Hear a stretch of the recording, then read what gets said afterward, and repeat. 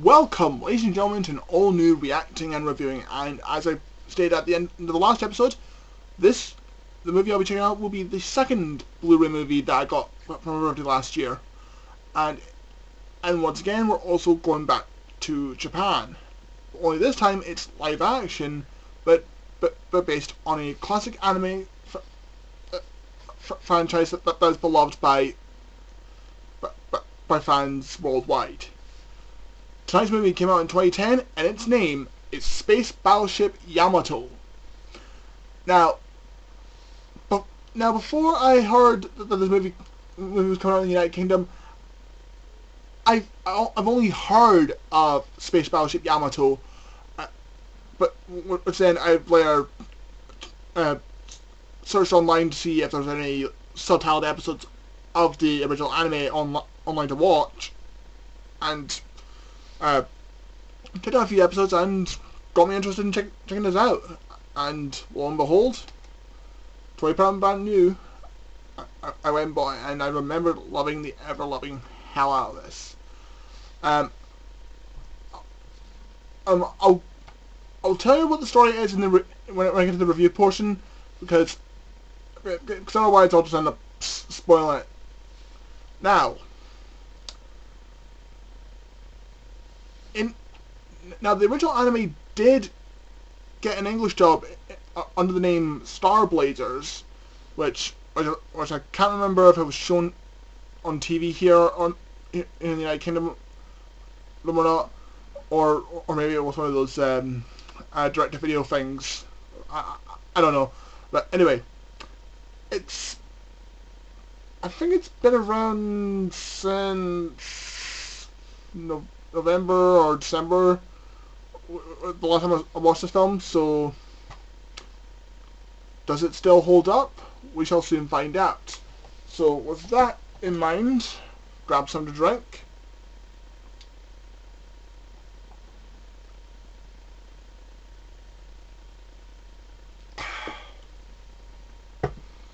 And without further ado, it's time to kick back, relax, and check out Space Battleship Yamato.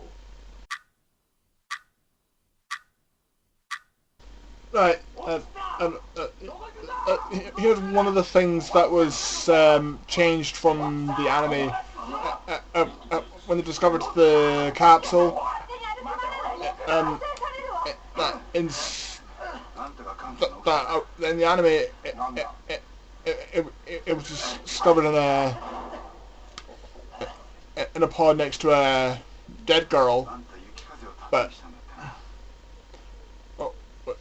which in the original version more address the remake, she was kind of clad, but in this it just crash landed to Earth. But no, it bothers me or anything, because this is just one of the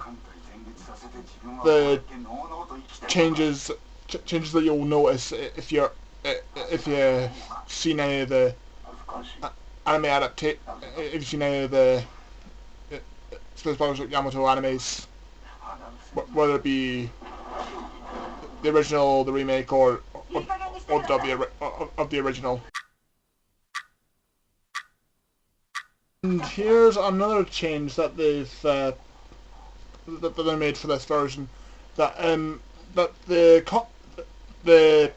the character Dr. Sado in the anime was a guy who kind of had a bit of an aging problem, and his character design looked out of place with the rest of the characters. But in this, Dr. Sado is a woman. Not quite sure why they made why they swapped genders for this adaptation. It just seems kind of odd.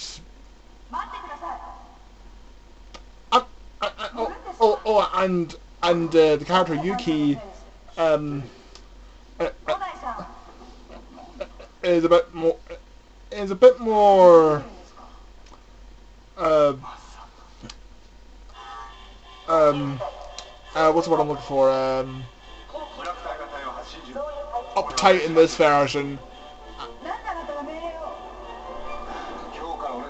So, but okay. I won't say all the changes, because otherwise we want to have a long episode.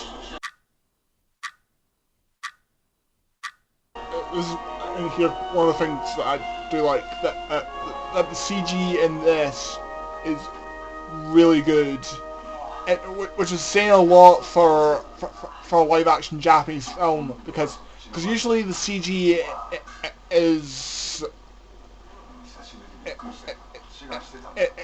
isn't normally as good as you see in a Hollywood film, but in this, it's really good, and you can probably see why this was considered the most expensive Japanese film produced at the time of its release.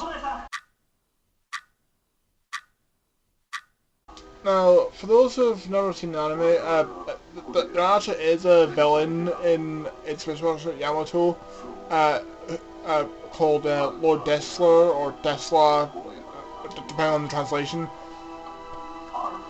In this version, he doesn't have like a physical form.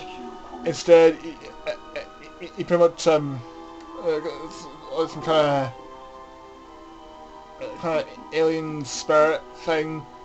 I'm not totally 100% remember, but he pretty much channels himself through human beings to communicate.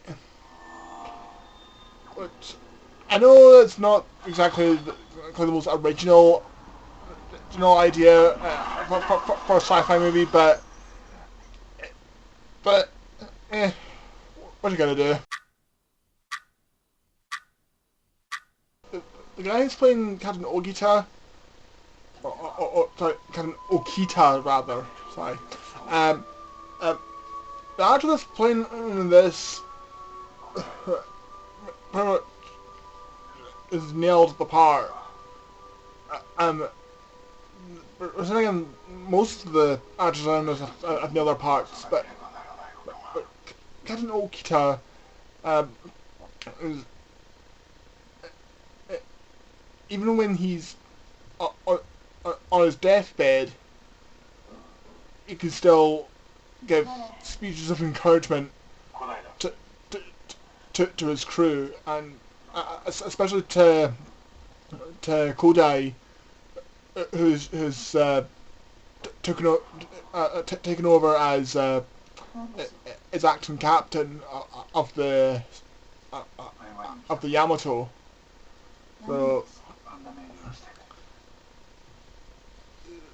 So as you can probably guess, I still like this movie. I can definitely say that the ship battles in this are definitely the highlight, because of the quality of the CG. It almost kind of looks like that. It almost looks real.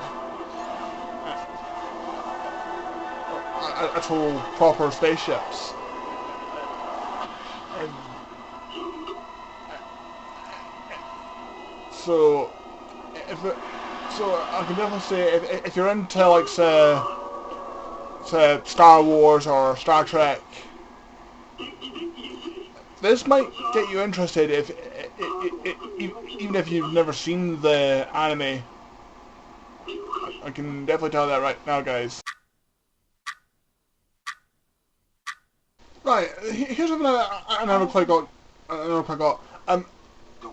That the wave motion gun is still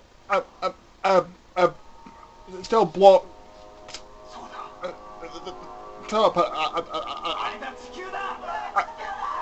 I would have thought that by now that they would have fixed it by now. which kind of seems. I mean, yeah, they had a mission to do, but during that time, surely someone could have gone a few ships to try and I don't know, blast the thing off of it, so that way, if there was another enemy attack, they could actually use it. But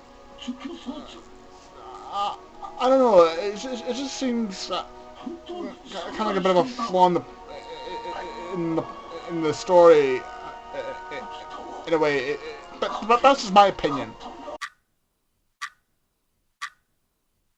Okay, that was Space Battleship Yamato. Stop to that. And now we'll go on to the review portion. So, is this movie still any good? Oh yeah, definitely. As I've probably said during one of the reactions, and for reasons I'm going to. First off, the writing. The writing is pretty much close to faithful to the source material, which for those who are unaware of Space Battleship Yamato, or have never seen the Star Blazers dub, allow me to fill you. Basically, the story is that Earth is being polluted with like radiation that's pretty much putting humanity onto the verge of extinction. So in order to try and save Earth, they pretty much turn the Battleship Yamato, a 1945 Japanese battleship, into a spaceship, and tried to search for a device to stop the radiation from killing humanity. And this one pretty much, in this film, it pretty much follows that with a few script changes. Like, for example, the character Dr. Sado was changed from a man to a woman, and there was a few other changes, but I can't remember them all because, well, I've only seen like the first 3 or 4 episodes of the original anime, so I'm not totally 100% on all the changes, but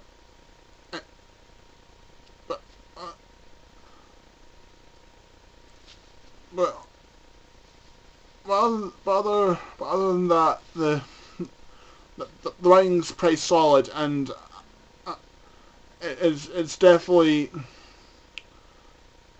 a prime example of how you adapt an anime into live action when it isn't being done by Hollywood.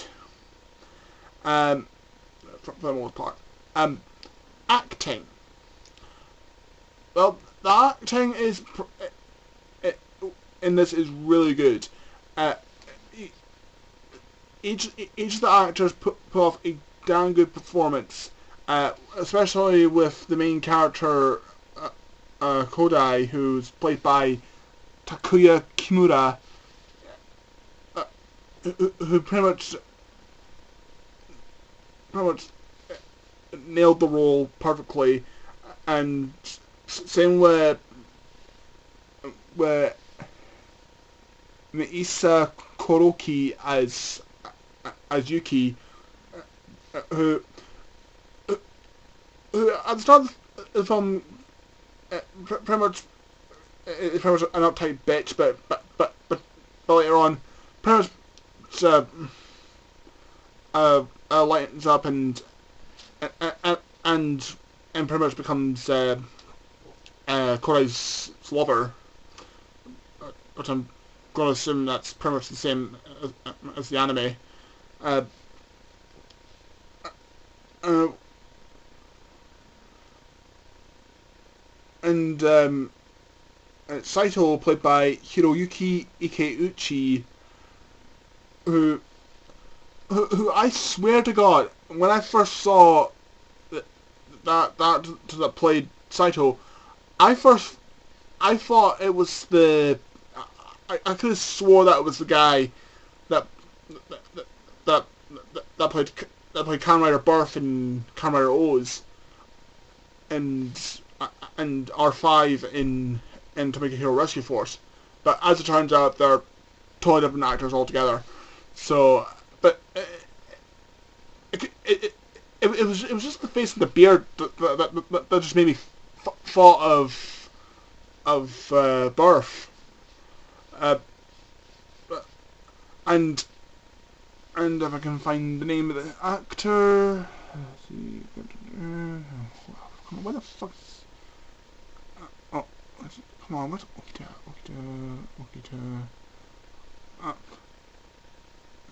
Here we go.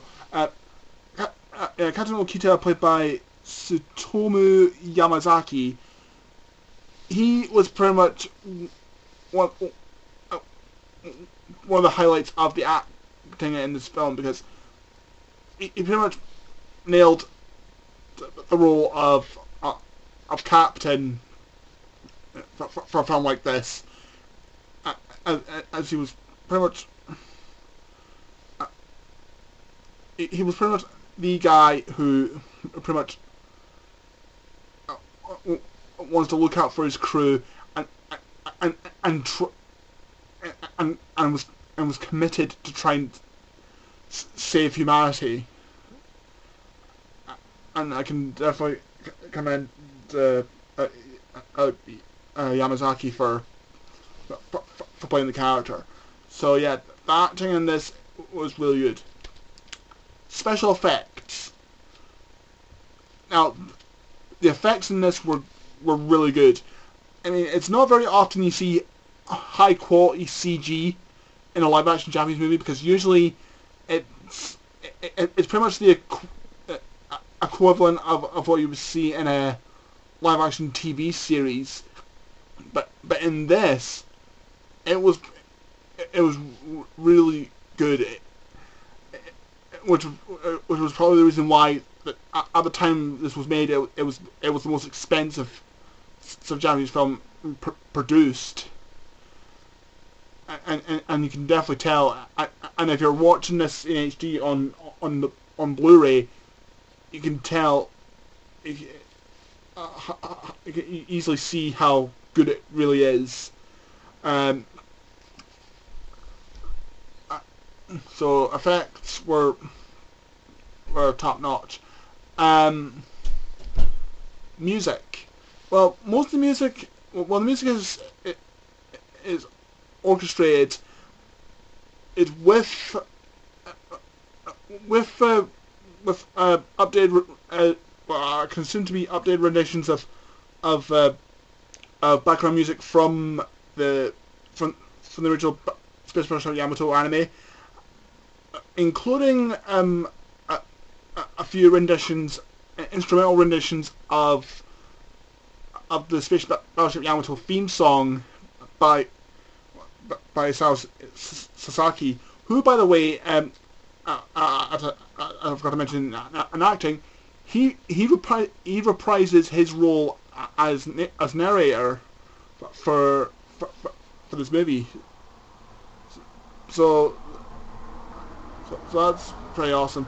And also for music, the song that plays in the ending credits is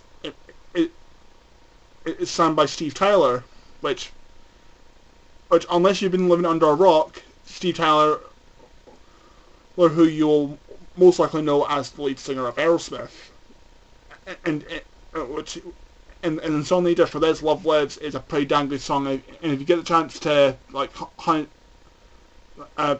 on YouTube, definitely give it a listen. It's a damn good song. So I guess that leaves one more question. Can I recommend this movie? if you if you're if you're a fan of the Star Blazers dub, or if you're just getting into Space Battleship Yamato, or if you just like sci-fi animes in general, or even just sci-fi movies in general, I can definitely say give this movie a watch. It is really top notch, and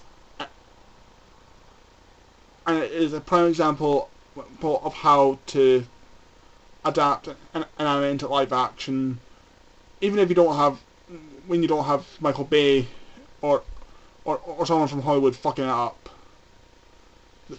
Though I am interested in seeing the Ninja Turtles movie, by the way. So yeah, I can definitely recommend this movie. Space Battleship Yamato, the live action movie, is available on DVD and Blu-ray. Which if you're buying it, which we in the United Kingdom got before the United States in the Blu-ray and DVD combo pack. I think it's the same in the States. I'm not sure. Don't hold me on that because I could be wrong. But I know that America just got this on this year. So if you can find it in a DVD store, definitely pick it up. Because from what I've checked, it's not on Netflix. So, but personally, I say pick this movie up. I highly recommend it. And with that, we come to the close of another reacting and reviewing. And as always, if there's something you want me to check out that you think I'll like or to test, then send me a request to the social media links in the outro. And next time I'll be going back to movies I haven't seen yet. So till next time, I was a Bird signing out. Later.